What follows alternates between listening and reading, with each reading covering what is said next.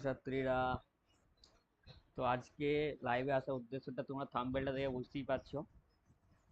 তোমরা যারা পিপিআর এবং পিপিএস করতে চাও তারা কিভাবে পিপিআর এবং পিপিএস করবে সেটার জন্য আজকে তোমাদেরকে ডিটেলসটা জানিয়ে দিই। পিপিআর এবং পিপিএস কি, পিপিআর এবং পিপিএস কে কে করতে পারবে এবং কারা করতে পারবে, কোনভাবে করলে তোমার নাম্বার বাড়বে সেটা কিন্তু তোমাকে দেখতে হবে। ঠিক আছে,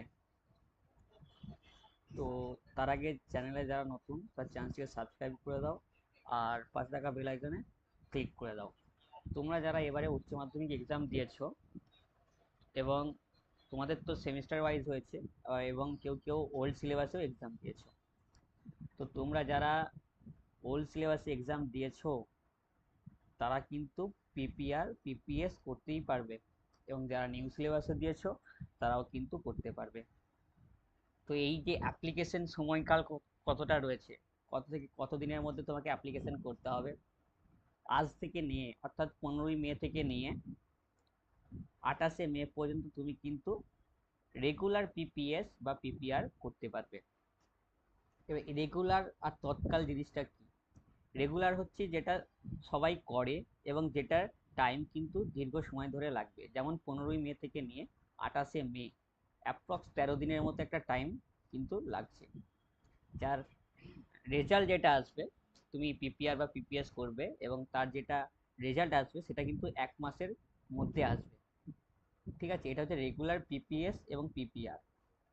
ঠিক আছে, আর যারা তৎকাল অর্থাৎ ফাস্ট ট্র্যাক বা ফাস্ট ট্র্যাক যেটা করবে, ঠিক আছে, সেটা 17ই মে থেকে নিয়ে, সরি 17ই মের মধ্যে কিন্তু তোমাকে অ্যাপ্লিকেশনটা করতে হবে অনলাইনে। ঠিক আছে, 15ই মে থেকে নিয়ে 17ই মের মধ্যে তোমাকে কিন্তু অ্যাপ্লিকেশন করতে হবে, যেটা 8 দিনের মধ্যে কিন্তু চলে আসবে। সাবমিট করার 8 দিনের মধ্যে কিন্তু তুমি তোমার রেজাল্টটা পেয়ে যাবে। এটা যদি তুমি তৎকাল করো, আর যদি রেগুলার করো তাহলে 1 মাসের মধ্যে কিন্তু তুমি তোমার রেজাল্ট পাবে। রেজাল্ট পাবে বলতে, যে তুমি কোন বিষয়ে সাবজেক্টে কম পেয়েছো সেই সাবজেক্টে যদি তুমি পিপিএস করো তাহলে সেক্ষেত্রে যে নাম্বার বাড়লো কি কম, না কমবে তো না, বাড়বে। তো নাম্বার যদি বাড়ে তো সেটা তোমাকে 1 মাসের মধ্যে জানাবে, আর যদি তৎকাল করো সেটা তোমাকে 8 দিনের মধ্যে জানিয়ে দেবে। ঠিক আছে, এবার এই ক্ষেত্রে একটা অ্যাপ্লিকেশন ফি তোমাকে দিতে হবে। তুমি যদি রেগুলার পিপিএস করো তাহলে সেক্ষেত্রে তোমাকে 150 টাকা দিতে হবে, আর যদি তুমি রেগুলার পিপিআর করো তাহলে সেক্ষেত্রে 200 টাকা দিতে হবে। আর যদি তুমি তৎকাল করো, ঠিক আছে, তৎকাল পিপিএস করলে তোমাকে 600 টাকা দিতে হবে, আর তৎকাল পিপিআর করলে তোমাকে 800 টাকা দিতে হবে। তো যেটা তোমার ইচ্ছে সেটা করবে। এবং এই যে প্রসিডিওর, এটা কিন্তু অ্যাপ্লিকেশন করতে হবে অনলাইনে। ঠিক আছে, অনলাইন ছাড়া কিন্তু তুমি এই অ্যাপ্লিকেশনটা করতে পারবে না।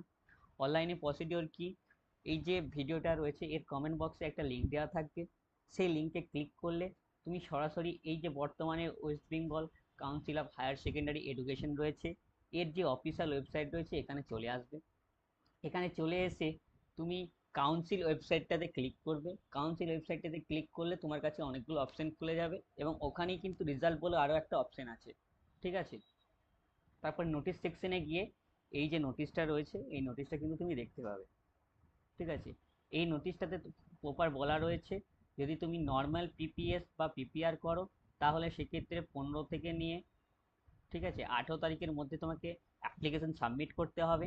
ঠিক আছে, এবং যদি তুমি তৎকাল করো তাহলে 15 থেকে নিয়ে 17ই মের মধ্যে কিন্তু অ্যাপ্লিকেশন সাবমিট করতে হবে।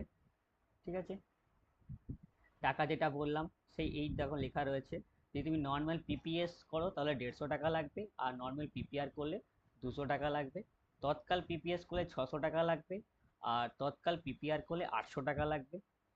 ঠিক আছে, আর পিপিআর মিনিমাম তোমাকে দুটো সাবজেক্টে করতেই হবে। তুমি ভাবছো একটা সাবজেক্টে করবে, এরকম হবে না। মিনিমাম তোমাকে দুটো সাবজেক্টে করতে হবে, আর ম্যাক্সিমাম তুমি অল সাবজেক্টেই করতে পারো। ঠিক আছে, তো মিনিমাম তোমাকে দুটো সাবজেক্টে প্রিপেয়ার করতেই হবে। ঠিক আছে, হ্যাঁ, এবার কীভাবে প্রসিডিওরটা করবে, তোমরা এই যে ওয়েবসাইটটা, মানে নোটিশটা রয়েছে এই নোটিশে দেখো এখানে একটা লিঙ্ক দেওয়া রয়েছে, এই যে বোথ অ্যাপ্লিকেশন ক্যান্ডিডেট আর registered student portal first visiting the website, এই যে ওয়েবসাইটটাতে রয়েছে এই ওয়েবসাইটটাতে ক্লিক করবে। ওয়েবসাইটটাতে ক্লিক করলে তোমার কাছে এই যে উইন্ডোজটা রয়েছে ঠিক আছে, এই উইন্ডোজটা ওপেন হবে। এখানে দেখো লেখা রয়েছে স্টুডেন্ট ড্যাশবোর্ড, এবং এক জায়গায় মানে তোমার রাইট সাইডে লেখা রয়েছে অ্যাকাউন্ট অপশন। তো অ্যাকাউন্ট অপশনে তুমি যদি নিউ অ্যাপ্লিকেন্ট হও তাহলে তুমি করবে সাইন আপ। আর যদি তুমি একবার রেজিস্ট্রেশন করে নাও এবং পরে যদি আবার সাইন ইন করো, তাহলে সেক্ষেত্রে তোমাকে সাইন ইন করতে হবে। ঠিক আছে, এবার যেহেতু যদি তোমার না থাকে, ঠিক আছে, অ্যাকাউন্ট যদি ওপেন না করা থাকে, তাহলে সেক্ষেত্রে তুমি এই যে নিউ অ্যাপ্লিকেন্ট রয়েছে, এই নিউ অ্যাপ্লিকেন্টের নিচে যে সাইন আপ রয়েছে, এই সাইন আপে ক্লিক করবে। ঠিক আছে, সাইন আপে ক্লিক করলে তোমার কাছে এই উইন্ডোজটা ওপেন হবে। ঠিক আছে, যেটা আমি বর্তমানে স্ক্রোল করছি এখন, এই উইন্ডোজটা ওপেন হবে। এখানে তুমি সার্চ করবে তোমার স্কুলের নাম বা ইনস্টিটিউশন কোড দিতে হবে, যেটা তোমার রেজাল্টে কিন্তু লেখা আছে। ঠিক আছে, ওটা দেখে দেখে এখানে ইনস্টিটিউশন কোড যেটা লিখে দেবে, দেখবে মোস্ট প্রবলি এইচএস দিয়ে 1 2 4 এরকম কোনো একটা নাম্বার আছে। ঠিক আছে, এবং তারপরে এখানে ইনস্টিটিউটের নামটা লিখবে। ঠিক আছে, নামটা লেখার পরে তুমি একটু ওপর দিয়ে তুলবে টাইটেল। তুমি যদি মিস্টার হও, অর্থাৎ যদি তুমি ছেলে হও তাহলে সেক্ষেত্রে মিস্টার, আর যদি মহিলা হও অর্থাৎ ছাত্রী হও তাকে সেক্ষেত্রে মিস করবে। ঠিক আছে, তোমার ফার্স্ট নাম, তোমার মিডিল নাম যদি থাকে তাহলে দেবে, এবং যদি লাস্ট নাম থাকে তাহলে দেবে। তারপরে তুমি একটা মেল আইডি দেবে। ঠিক আছে, তারপরে তোমার আধার নাম্বার দেবে। তারপরে এখানে ডেট অফ বার্থটা দেবে। ঠিক আছে, ডেট অফ বার্থ, এখানে মাস সিলেক্ট করে নেবে। ইয়ারটা যদি চেঞ্জ করতে চাও তো ইয়ারটা চেঞ্জ করে নেবে। ঠিক আছে, এইভাবে যেটা হবে মোস্ট প্রবলি 2006 হবে। ঠিক আছে, বা 2005, যার যেটা হবে সেই ইয়ারটা সিলেক্ট করবে এবং ডেটটা সিলেক্ট করে নেবে। তারপরে এখানে একটা মোবাইল নাম্বার দেবে। মোবাইল নাম্বার দেওয়ার পরে সেন্ড ওটিপিতে ক্লিক করবে। সেন্ড ওটিপিতে ক্লিক করে তোমার ওই মোবাইল নাম্বারে একটা ওটিপি যাবে, ওটিপিটা সাবমিট করবে। ঠিক আছে, তারপরে এখানে তোমার যে এইচএসের রেজিস্ট্রেশন রয়েছে, সেই রেজিস্ট্রেশন দেখবে একটা সাল লেখা আছে। ঠিক আছে, ওটা হবে 2025 সাল। ঠিক আছে, তারপরে এখানে 10 ডিজিটের যেই তোমার রেজিস্ট্রেশন নাম্বার রয়েছে সেই নাম্বারটা দেবে, একটা পাসওয়ার্ড দেবে। ঠিক আছে, পাসওয়ার্ডটা তুমি নিজে ক্রিয়েট করবে তোমার অনুযায়ী, যেমন আমি দেখিয়ে দিচ্ছি ধরো একটা। ঠিক আছে, যেখানে ক্যাপিটাল, স্মল লেটার এবং স্পেশাল ক্যারেক্টার যেগুলো রয়েছে, যেমন ধরো @, হ্যাশট্যাগ, ঠিক আছে, অ্যান্ড বা স্টার চিহ্ন, এগুলো তুমি দেবে এবং তারপরে কনফার্ম পাসওয়ার্ডে আবার ওটাই দেবে, এবং তারপর এখানে এগ্রি অ্যান্ড কন্টিনিউ করবে, ক্রিয়েট অ্যাকাউন্ট।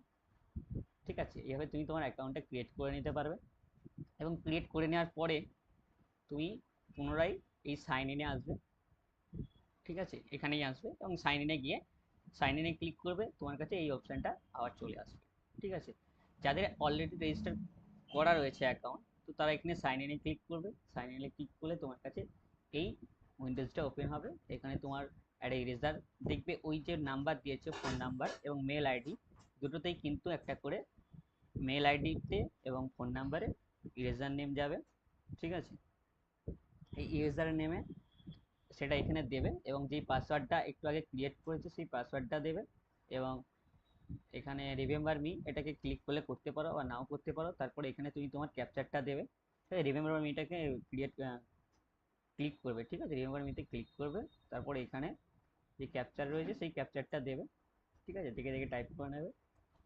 টাইপ করে নেওয়ার পরে, ঠিক আছে, সাইন ইনে ক্লিক করবে। সাইন ইনে ক্লিক করলে তোমার যে প্রোফাইল রয়েছে সেই প্রোফাইলটা শো করবে, এবং প্রোফাইলটা শো করার পরে ওখানে দেখবে তোমার লেফট সাইডে লেখা থাকবে সাবজেক্ট এবং রাইট সাইডে লেখা থাকবে কোন বিষয়ে করতে চাইছে। ঠিক আছে, সাবজেক্টগুলোকে চুজ করবে এবং সাবজেক্টের কোড দিতে হবে, কোন সাবজেক্ট করতে চাইছো সেই কোডটা দেবে, এবং তোমার রোল নাম্বার, রেজিস্ট্রেশন নাম্বারগুলো আবার দিতে হবে এবং সাবমিট অপশানে ক্লিক করতে হবে। এইভাবে পরপর দুবার করবে, কারণ যদি তোমাকে মিনিমাম পিপিআর করতে গেলে দুটো সাবজেক্টে করতেই হবে, আর যদি পিপিএস করো তাহলে অল সাবজেক্টে তুমি করতে পারবে। ঠিক আছে, পিপিএসটা কি বলো তো? পিপিএসটা হচ্ছে পোস্ট পাবলিকেশন স্ক্রুটিনি, আর পিপিআরটা হচ্ছে পোস্ট পাবলিকেশন রিভিউ।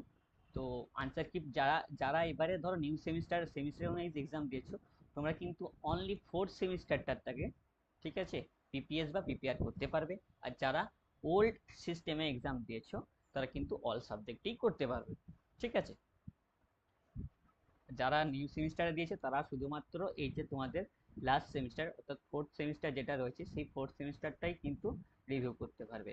অন্য আগের যে সেমিস্টারগুলো রয়েছে, সেমিস্টার 1, সেমিস্টার 2 বা সেমিস্টার 3, সেগুলো কিন্তু করতে পারবে না। ঠিক আছে, তো এই হলো এর প্রসিডিওর। এই স্টেপ বাই স্টেপ প্রসেসে তোমরা কিন্তু করে নিতে পারবে। ঠিক আছে, ঠিক আছে। আর এর লিঙ্ক আমি কিন্তু কমেন্ট পিন কমেন্টে দিয়ে দিচ্ছি, ওখান থেকে সরাসরি তোমরা এই ওয়েবসাইটটাতে চলে আসতে পারবে। এই ওয়েবসাইটে এসে তোমরা স্টেপ বাই স্টেপ কিন্তু করে নিতে পারবে। ঠিক আছে, আর যদি কোনো সমস্যা হয়ে থাকে যে করতে পারছো না বা কোনো টেকনিক্যাল এরার হচ্ছে বা কোনো ফল্ট দেখা দিচ্ছে, তাহলে কমেন্টে কমেন্ট করো, আমি সময় নিয়ে তোমাদেরকে সলিউশন করে দেবো। ঠিক আছে, আর চ্যানেলে যারা নতুন তার চ্যানেলটিকে সাবস্ক্রাইব করে দিও, আর পাশে থাকা বেল আইকনে ক্লিক করে দিও। তো থ্যাংকস ফর ওয়াচিং। চলো লাইভটা আমি এখানেই শেষ করছি। তো ভিডিওটা ভালো লেগে থাকলে চ্যানেলটিকে সাবস্ক্রাইব করে দিও, আর পাশে থাকা বেল আইকনে ক্লিক করে দিও। কোনো সমস্যা হলে কমেন্টে জানিও, আর লিঙ্কটা আমি পিন কমেন্টে দিয়ে দিচ্ছি। ঠিক আছে, আর তাছাড়া যারা 2027 মাধ্যমিক দিচ্ছ বা মাধ্যমিক এরকম যদি কোনো ক্যান্ডিডেট থাকে, তো তাদেরকে বলো আমি সাজেশন এবং important notes math, physical science এবং লাইফ সায়েন্সের আমার টেলিগ্রাম চ্যানেলে দেওয়া আছে, যার লিঙ্ক ওই পিন কমেন্টে দিয়ে দেবো। ঠিক আছে, তার আগে তোমরা চ্যানেলটিকে সাবস্ক্রাইব করে দিও, আর পাশে থাকা বেল আইকনে ক্লিক করে দিও। চলো, থ্যাংকস ফর ওয়াচিং।